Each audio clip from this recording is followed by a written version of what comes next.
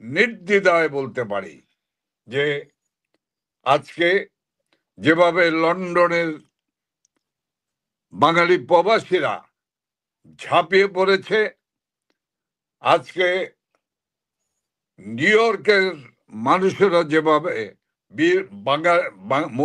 মুক্তিযুদ্ধের চেতনার সপক্ষে বাঙালিরা যেভাবে ঝাঁপিয়ে পড়েছে, বাংলাদেশের মানুষ যখন ঝাঁপিয়ে পড়বে তখন ওরা পালাবার পথ পাবে না।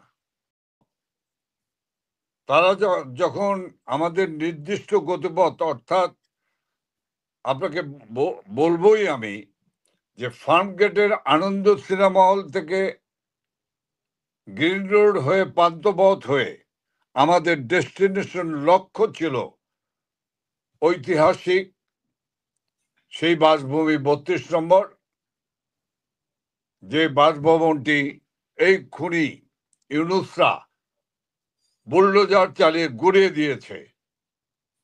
ইতিহাসের সাক্ষী সেই বাড়িটি পর্যন্ত আমাদের যাওয়ার পরিকল্পনা ছিল।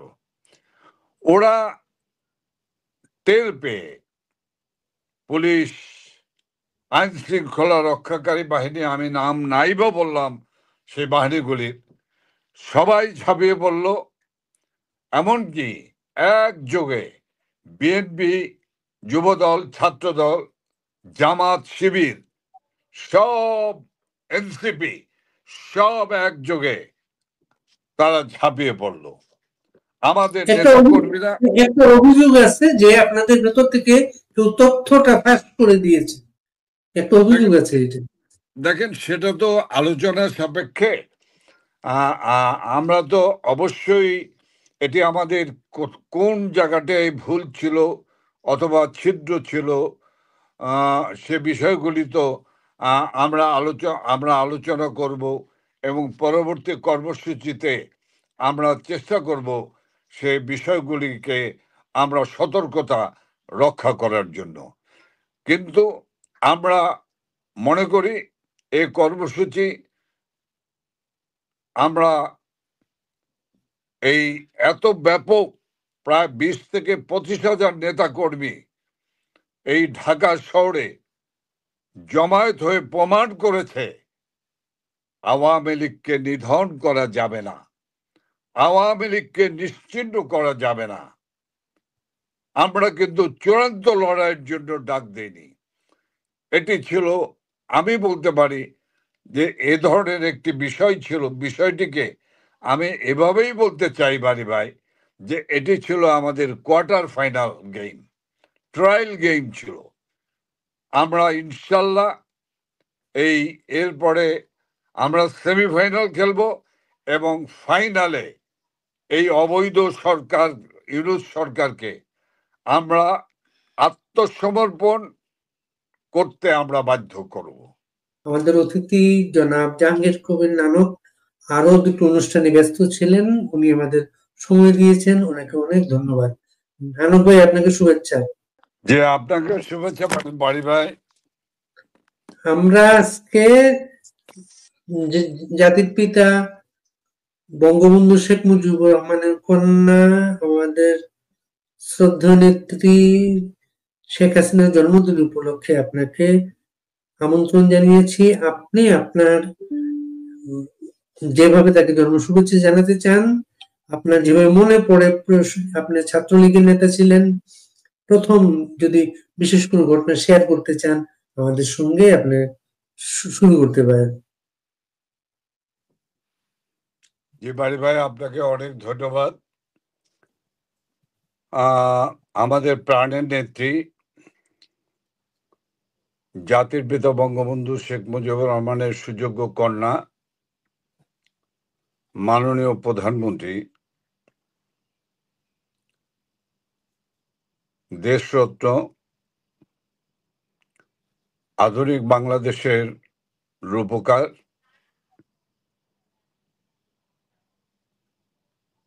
জননেত্রী শেখ হাসিনার ৭৯তম জন্মদিন উপলক্ষে আমি আপনার মাধ্যমে সকল দর্শক শ্রোতাদেরকে আমি অভিনন্দন জানাই এবং আমি শুরু করতে চাই এই জায়গা থেকেই যে আপনারা যারা দর্শক শ্রোতা আছেন তারা দোয়া করবেন আল্লাহ তাআলা রাব্বুল আলামিন যেন তাকে দীর্ঘায়ু দান করেন। মাননীয় প্রধানমন্ত্রী শেখ হাসিনা ৩৩ বছর ৪ মাস ১৯ দিন বয়সে বাংলাদেশ আওয়ামী লীগের সভাপতি হিসেবে দায়িত্ব গ্রহণ করেন আমরা জানি। তার ছাত্র জীবনের কথা যদি আমরা কথায় যদি ফিরে যেতে চাই তাহলে মাননীয় নেত্রী শেখ হাসিনা হঠাৎ করে রাজনীতিতে আসেননি। তিনি 1966 এবং 67 সনের ইডেন কলেজ ছাত্র সংসদের তিনি ভাইস প্রেসিডেন্ট বা ছাত্রী সংসদের ভিপি হিসেবে নির্বাচিত হয়ে তিনি রাজনীতির ছাত্র লীগ এবং ছাত্র রাজনীতির থেকে যাত্রা শুরু করেছিলেন। মাননীয় নেত্রী শেখ হাসিনা ৩৩ বছর ৪ মাস ১৯ দিন বয়সে বাংলাদেশ আওয়ামী লীগের যে সভাপতি হিসেবে দায়িত্ব গ্রহণ করেন ১৯৮১ সনে, যিনি ১৯৭৫-এর ১৫ই আগস্টে জাতির পিতা বঙ্গবন্ধু শেখ মুজিবুর রহমান সহ তার পরিবারবর্গকে খনি মোশতাক, খনি জিয়ার, ডালিম, শাহরিয়ার, নূর, তাহের ঠাকুর, শাহ মুয়াজ্জেমেরা যা আপনার শব্দটা বন্ধ হয়ে গেছে, শব্দটা শোনা যাচ্ছে না ভাই। আপনার সাউন্ডটা অফ হয়ে গেছে, আপনার সাউন্ডটা শোনা যাচ্ছে না ভাই। আপনার এখন শুনতে পাচ্ছি। এখন কি শোনা যাচ্ছে বড় ভাই? এখন শুনতে পাচ্ছি ভাই। আচ্ছা, আমি খুব সংক্ষিপ্ত ভাবে দু একটি কথা বলে বলতে চাই। সেটি হলো যে সেদিনে বাংলাদেশ ছিল আওয়ামী লীগ নিধনের বাংলাদেশ ৭৫ থেকে ৮১। সেদিনে বাংলাদেশ ছিল মুক্তিযুদ্ধের চেতনা নিধনের বাংলাদেশ। সেদিনের বাংলাদেশ ছিল এক হত্যার লীলাভূমিতে পরিণত হওয়া এক বাংলাদেশ। সেই বাংলাদেশে আমরা যারা সেদিন লড়াই সংগ্রাম করেছিলাম ছাত্রলীগ কর্মী হিসাবে, আমাদেরকে কারাগারে নিক্ষেপ করেছিল। আমরা দীর্ঘ সময় ধরে কারাগারে ছিলাম, কিন্তু সারা বাংলাদেশ সেদিনের ছাত্রলীগ সংগঠিত করেছিল। এমন একটি সময় বাংলাদেশ আওয়ামী লীগ সেই মুহূর্তে ছিল আভ্যন্তরীণ রক্তক্ষরণ। সে আভ্যন্তরীণ রক্তক্ষরণের কারণে 1981 সনে হোটেল ইডেনে অনুষ্ঠিত কাউন্সিলে বাংলাদেশ আওয়ামী লীগের সভাপতি হিসেবে নির্বাচিত হন বঙ্গবন্ধু কন্যা, যার ধমনীতে বঙ্গবন্ধুর রক্ত প্রবাহিত, সেই রক্তের উত্তরাধিকার প্রাণের নেত্রী শেখ হাসিনা। আজকের আমাদের প্রাণের নেত্রী শেখ হাসিনা সেদিন সেদিনের বাংলাদেশে বন্দি গণতন্ত্রকে ও ভোট ও ভাতের অধিকারকে বাংলার গণমানুষের কাছে দোরগোড়ায় পৌঁছে দেবার জন্য নিরন্তর লড়াই সংগ্রাম করেছেন। এই নিরন্তর লড়াই সংগ্রাম করেছেন তিনি বাংলার এ প্রান্ত থেকে ও প্রান্ত চারণের বেশি ঘুরে বেরিয়েছেন। আর এই ভোট ভাতের অধিকার প্রতিষ্ঠার লড়াই করতে গিয়ে তাকে 2024 সনের 5ই আগস্ট পর্যন্ত 22 বার তাকে হত্যার চেষ্টা করা হয়েছে। 21শে আগস্ট 2004 সনের গ্রেনেড হামলা, বিএনপি জামাত খালেদা নিজামী তারেকের পরিকল্পিত হত্যার পরিকল্পনা দেশরত্ন শেখ হাসিনাকে গ্রেনেড মেরে, যে আর্জেন্ট গ্রেনেড যুদ্ধে ব্যবহার হয়, রণাঙ্গনে ব্যবহার হয়, সেই পাকিস্তানি আর্জেন্ট গ্রেনেড ছুড়ে নেত্রীকে সেদিন হত্যা করার চেষ্টা করা হয়েছে। কিন্তু নেত্রীকে হত্যা করা যায়নি। ঠিক তেমনি ভাবে 2024 সনের 5ই আগস্ট যে মেটিকুলাস ডিজাইনের মধ্য দিয়ে এই খুনি ইউনূস, অর্থ লিপসু ইউনূস, রক্ত পিপাসু ইউনূস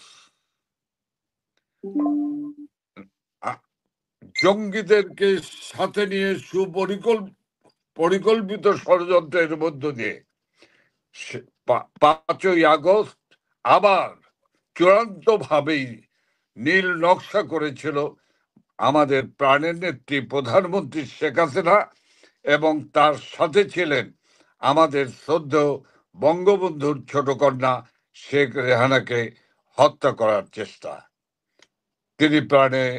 তিনি এবং শেখ রেহানা আপা জীবনে রক্ষা পেয়েছিলেন। আমাদের প্রাণের নেত্রী শেখ হাসিনা ইতিহাসের সবচেয়ে দীর্ঘ সময় ধরে দায়িত্ব পালন করা একজন প্রধানমন্ত্রী। তিনি মোট 8বার সংসদ সদস্য নির্বাচিত হন। তিনি 1986 থেকে 1990, 1991 থেকে 1995 পর্যন্ত বিরোধী দলের নেতা হিসেবে পবিত্র দায়িত্ব পালন করেন। তিনি 1996 থেকে 2001 সন পর্যন্ত প্রধানমন্ত্রীর দায়িত্ব পালন করেন। তিনি 2008 থেকে টানা 2024 পর্যন্ত মোট 5 বার বাংলাদেশের প্রধানমন্ত্রী হিসেবে নির্বাচিত হন। এক মুখ থুবড়ে পড়া, ধ্বংস হওয়া দেশ, সামরিক শাসক এবং সামরিক স্বৈরাচারীদের কবলে পড়া বাংলাদেশ, সেই ধ্বংসপ্রাপ্ত বাংলাদেশকে তিনি নতুনভাবে যাত্রা করেছিলেন। প্রধানমন্ত্রী হিসাবে তিনি সেই বাংলাদেশকে নতুন করে সাজিয়ে তুলেছিলেন। তিনি তরুণ সমাজকে স্বপ্ন দেখিয়েছিলেন। তিনি বাংলাদেশকে ডিজিটাল বাংলাদেশে প্রতিষ্ঠা করেছিলেন। তিনি বাংলাদেশে একটি উন্নয়নের রোল মডেল পরিণত করেছিলেন। আমাদের প্রাণের নেত্রী প্রধানমন্ত্রী শেখ হাসিনা বাংলাদেশে এই সামরিক শাসকদের জাতাকলে পড়ে রাষ্ট্রের যে প্রতিষ্ঠানগুলি ধ্বংস হয়ে গিয়েছিল এবং বিশৃঙ্খলা ছিল, সেই প্রতিষ্ঠানগুলিকে তিনি শৃঙ্খলায় ফিরিয়ে এনেছিলেন। একটি সুশৃঙ্খল বাংলাদেশ তার নেতৃত্বে এগিয়ে গিয়েছে। এক শান্তিময় বাংলাদেশ প্রতিষ্ঠিত হয়েছে। তিনি বাংলাদেশের 1 ইঞ্চি জমি কাউকে ছাড়েননি, বরঞ্চ তিনি বাংলাদেশে সমুদ্র সীমা অর্জন করেছে। আদালতে রায়ের মধ্য দিয়ে এক নূতন বাংলাদেশের সীমানা নির্ধারণ করেছেন। তিনি যে ছিটমহল নিয়ে রাজনীতি হয়েছে, কেউ তা সমাধান করতে পারেননি। আমাদের নেত্রী প্রধানমন্ত্রী শেখ হাসিনা সেই ছিটমহল এনে বাংলাদেশে এক ইতিহাস সৃষ্টি করেছিলেন। বাড়ি ভাই, আমি দীর্ঘক্ষণ বক্তব্য দেব না। আমি শুধু বলবো যে একটি ষড়যন্ত্র, জাতীয় এবং আন্তর্জাতিক ষড়যন্ত্রের কবলে পড়ে একটি নির্বাচিত সরকারকে ক্ষমতাচ্যুত করা হয়েছে। আজকে মাননীয় নেত্রী শেখ হাসিনার নেতৃত্বে আজকে বাংলাদেশ এগিয়ে চলেছে। আমি বিশ্বাস করি আমাদের প্রাণের নেত্রী শেখ হাসিনা এই বাংলাদেশ, যে বাংলাদেশে আবার আওয়ামী লীগকে নিশ্চিহ্ন করার চেষ্টা, মুক্তিযুদ্ধের চেতনাকে ধ্বংস, জয় বাংলা স্লোগানকে নিষিদ্ধ, আওয়ামী লীগকে নিষিদ্ধ করা, ছাত্রলীগ, বাংলাদেশ ছাত্রলীগকে নিষিদ্ধ করে যারা এক পাকিস্তান সৃষ্টি করার চেষ্টা করছে, আমি বিশ্বাস করি মাননীয় নেত্রী শেখ হাসিনার নেতৃত্বেই, প্রধানমন্ত্রী শেখ হাসিনার নেতৃত্বে বাংলার বাঙালি, মুক্তিযুদ্ধের চেতনায় সমৃদ্ধ বাঙালি জাতি আবার বাংলাদেশকে ফিরিয়ে আনবে এবং বীরের বেশে মাননীয় নেত্রী প্রধানমন্ত্রী শেখ হাসিনা ফিরে যাবেন তার জননী জন্মভূমিতে। বাংলাদেশ ধ্বংস হওয়া ইউনূসের নেতৃত্বে যে বাংলাদেশ ধ্বংস হয়েছে, সে বাংলাদেশকে পুনর্নির্মাণ করতে হলে, পুনর্গঠন করতে হলে একমাত্র পথ হলো, বাঙালি জাতির প্রত্যাশাই হলো মাননীয় নেত্রী প্রধানমন্ত্রী শেখ হাসিনার নেতৃত্বে বাংলাদেশ আবার ফিরে যাওয়া। নানু ভাই, অনেক কয়েক হাজার মানুষ আপনার নেতা কর্মীরা দেখছেন, এটা তারা কিন্তু তৃণমূলের নেতা কর্মীরা একটা দিক নির্দেশ চাচ্ছেন আপনাদের কাছে। দেখেন বাড়ি ভাই, তৃণমূল কর্মীদেরকে মাননীয় নেত্রী শেখ হাসিনা প্রতি ক্ষণে নির্দেশনা দিচ্ছেন। তৃণমূলের নেতা কর্মীরা, আপনি জানেন যে বাংলাদেশ আওয়ামী লীগের প্রায় 1.5 লক্ষ নেতা কর্মী কারাগারে রয়েছেন। আমাদের হাজার হাজার আওয়ামী লীগের নেতা কর্মীকে নির্মম নিষ্ঠুরভাবে হত্যা করেছে। আমাদের নেতা কর্মীদের, আমাদের বাড়ি ঘর জ্বালিয়ে পুড়িয়ে ছারখার করে দিয়েছে। আমাদের ব্যবসা প্রতিষ্ঠানগুলি বিএনপি, যুবদল, ছাত্রদল দখল করেছে। কাজেই আজকের বাংলাদেশে আমাদের উপর্যুপরি লড়াই এবং সংগ্রাম চালিয়ে যেতে হবে। আমরা 24শে সেপ্টেম্বর যে লড়াই করেছি, এই লড়াই শুধুমাত্র, এই লড়াই দেখে যাদের তক্তের তাওস কেঁপে গিয়েছে তাদেরকে অপেক্ষা করতে হবে একটি চূড়ান্ত লড়াই। তারা খুব, আমরা সংযুক্ত আবার হারিয়ে ফেলেছি, আমরা অপেক্ষায় আছি জাহাঙ্গীর কবির নানু আবার সংযুক্ত চলে আসবে আশা করছি। সরি একটু আপনার খুব সংক্ষেপে, আমরা জি খুব সংক্ষেপে শেষ করব আমরা। এই যে জি আপনি শুনতে পাচ্ছেন? আমরা শুনতে পাচ্ছি আপনাকে, আপনাকে শুনতে পাচ্ছি আমরা। শুনতে পাচ্ছেন আপনি? ভাই আমি দুঃখিত, আমি এর আগেও যে কথা বলেছি তখন ডিস্টার্ব হয়েছি, এখন আমি ডিস্টার্ব হচ্ছি, জানি না কেন। না ঠিক আছে, আমরা খুব, আপনি 24 সেপ্টেম্বরের কথা বলেছেন, গত 24 সেপ্টেম্বরের কথা বলেছেন, এটা যেদিন একসাথে 244 জন গ্রেপ্তার হয়েছে। জি জি জি। এই মিছিলগুলার পেছনের অনুপ্রেরণা যদি কিছু শেয়ার করেন আমাদের সাথে। দেখেন, আমাদের নেতা কর্মীরা এই মিছিলে অনেক সাহস এবং আগ্রহ নিয়ে এসছেন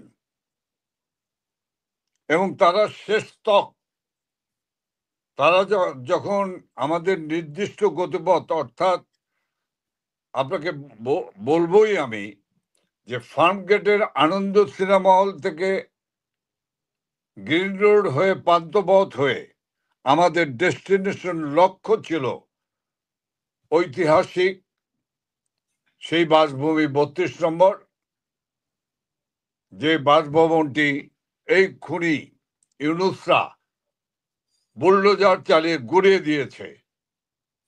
ইতিহাসের সাক্ষী সেই বাড়িটি পর্যন্ত আমাদের যাওয়ার পরিকল্পনা ছিল। ওরা টের পেয়ে পুলিশ, আইন শৃঙ্খলা রক্ষাকারী বাহিনী, আমি নাম নাইবা বললাম সেই বাহিনীগুলির, সবাই ঝাঁপিয়ে পড়ল। এমনকি একযোগে বিএনপি, যুবদল, ছাত্রদল, জামাত, শিবির, সব এনসিপি, সব একযোগে তারা ঝাঁপিয়ে পড়ল। আমাদের নেতা কর্মীরা, একটা অভিযোগ আছে যে আপনাদের ভেতর থেকে কেউ তথ্যটা ফাঁস করে দিয়েছে, একটা অভিযোগ আছে। এটা দেখেন, সেটা তো আলোচনার সাপেক্ষে। আমরা তো অবশ্যই এটি আমাদের কোন জায়গাটায় ভুল ছিল অথবা ছিদ্র ছিল, সে বিষয়গুলি তো আমরা আলোচনা করব এবং পরবর্তী কর্মসূচিতে আমরা চেষ্টা করব সেই বিষয়গুলিকে আমরা সতর্কতা রক্ষা করার জন্য। কিন্তু আমরা মনে করি এই কর্মসূচি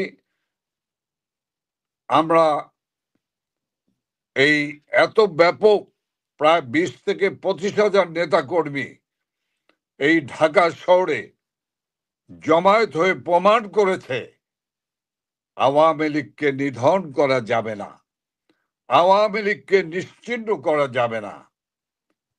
আমরা কিন্তু চূড়ান্ত লড়াইয়ের জন্য ডাক দেইনি। এটি ছিল, আমি বলতে পারি যে এ ধরনের একটি বিষয় ছিল। বিষয়টিকে আমি এভাবেই বলতে চাই বাড়ি ভাই, যে এটি ছিল আমাদের quarter final game, trial game ছিল। আমরা ইনশাল্লাহ এরপরে আমরা সেমিফাইনাল খেলবো এবং ফাইনালে এই অবৈধ সরকার, ইউনূস সরকারকে আমরা আত্মসমর্পণ করতে আমরা বাধ্য করব। পুলিশের কিছু কিছু কর্মকর্তার অতি উৎসাহী মনোভাব আমরা দেখছি। তারা প্রেস কনফারেন্স করছেন, বলছেন কাউকে যাতে বাড়ি ভাড়া দেয়া না হয়, কোনো মেসে, হোটেলে ছাত্রলীগের কোনো নেতাকর্মী যাতে থাকতে না পারেন। এই অতি উৎসাহী কর্মকর্তাদের উদ্দেশ্যে কিছু বলবেন? দেখেন বাড়ি ভাই, যে সকল পুলিশ কর্মকর্তারা অতি উৎসাহী হয়ে যারা বলছেন, যারা মাইকিং করছেন আমাদের নেতা কর্মীকে ধরে দেওয়ার জন্য, বাড়ি ভাড়া না দেওয়ার জন্য, ঘর ভাড়া, মেস ভাড়া, হোটেলে থাকতে না দেওয়া, তারা একবারও কি ভেবেছে যে আওয়ামী লীগের নেতাকর্মীর বাড়ির অভাব আছে, তাদের ঠিকানার অভাব আছে এই ঢাকা শহরে? এ করে তো আমাদেরকে দমানো যাবে না বা আমাদেরকে বিভ্রান্ত করা যাবে না। তবে দুঃখজনক কি জানেন, অনেক আহত ব্যক্তি আমাদের, অনেক গুরুতর আহত, তাদের চিকিৎসাটুকু থানায় থেকেও করতে দেওয়া হয়নি, এমনকি কারাগারে পাঠানোর পরেও কারাগারেও তাদেরকে কোনো চিকিৎসা করতে দেওয়া হয়নি। এই নিষ্ঠুর, এই জালেম, এই সরকার সকল নগ্ন রূপ, নগ্ন চেহারা তারা দেখে দিয়েছে। তবে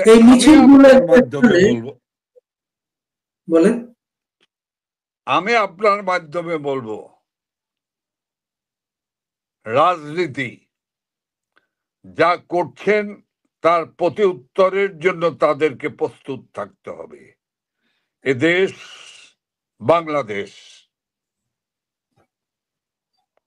এদেশে আজকেও নাটোরে আমাদের কিছু এক নেতার বাড়িতে আগুন দিয়েছে। আজকেও এই দুদিন পর্যন্ত বিভিন্ন এলাকায় আমাদের নেতা কর্মীর বাড়িঘর উপর হামলা করছে, আমাদের নেতাদের উপরে হামলা করছে। আবার তারা মনে করছে যে তারা এইভাবেই অত্যাচার, নির্যাতনের স্টিম রোলার চালিয়ে তারা বৈতরণী পার হবে। আমি আপনাদেরকে আপনার মাধ্যমে নির্দ্বিধায় বলতে পারি যে আজকে যেভাবে লন্ডনের বাঙালি প্রবাসীরা ঝাঁপিয়ে পড়েছে, আজকে নিউ ইয়র্কের মানুষেরা যেভাবে মুক্তিযুদ্ধের চেতনার সপক্ষে বাঙালিরা যেভাবে ঝাঁপিয়ে পড়েছে, বাংলাদেশের মানুষ যখন ঝাঁপিয়ে পড়বে তখন ওরা পালাবার পথ পাবে না। কাজেই যে যা করছেন তার কর্মফলের জন্য তাদেরকেই প্রস্তুত থাকতে হবে। তারা বুঝতে পারছে যে তাদের উপর একটি চূড়ান্ত আঘাত আসছে। আমি আবারও বলতে চাই যে চূড়ান্তভাবেই তাদেরকে প্রস্তুত থাকতে হবে। আমরাও চূড়ান্ত লড়াইয়ের জন্য প্রস্তুত হচ্ছি। যে আদালতে আপনারা যুদ্ধাপরাধীদের বিচার করেছিলেন সেই আদালতে অতি দ্রুত একটা রায় দেওয়ার কাজকর্ম চলছে। আপনারা কি প্রস্তুতি নিচ্ছেন এর মোকাবেলায়? দেখেন, আইসিটি মামলার কথা বলছেন তো? জি। আইসিটি মামলায় নেত্রীকে একটি সাজানো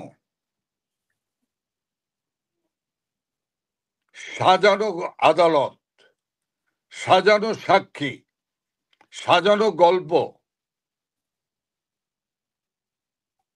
সাজিয়ে আজকে আমাদের নেত্রী সহ আমাদের অনেককেই সাজা দেওয়ার চেষ্টা, একটি রায় দেওয়ার চেষ্টা করছেন। কিন্তু এই রায় দিয়ে এই রায়ের ফলাফল কি ভালো হবে? কোনো দিনই ভালো হবে না, কখনই ভালো হবে না। আমি শুধু এটুকু বলবো, সব কথা বলা যাবে না, কিছু আছে জাহেরে আর কিছু আছে বাতেনে, থাকবেই। আপনাকে অনেক ধন্যবাদ নানক ভাই, আপনি এই সময়টা দিয়েছেন।